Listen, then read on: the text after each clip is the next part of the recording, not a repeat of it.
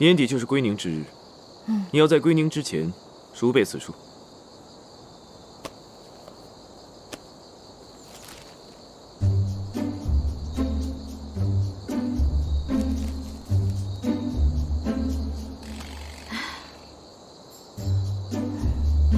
我认识他们，他们也不认识我呀。你母是一族范氏，可是书香门第。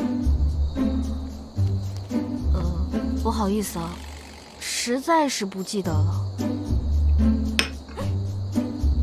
你到底读没读过书？罢了罢了，我念你听着，记下便是。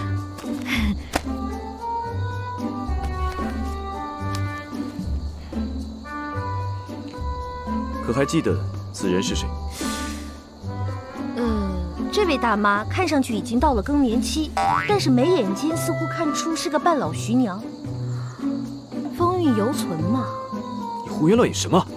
这是昨天问过你的母亲大人范氏。Oh, sorry, I'm so sorry. 啊，不好意思，我有脸盲症。哎，齐老师，在你正式给我上课之前，我还有一个问题想问你。说。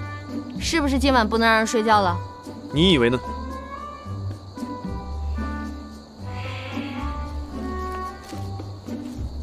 你知道他是谁吗？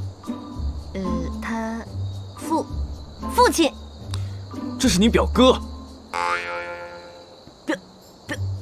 表哥？这简直就是老腊肉嘛！老腊肉？啊！你又胡言乱语些什么？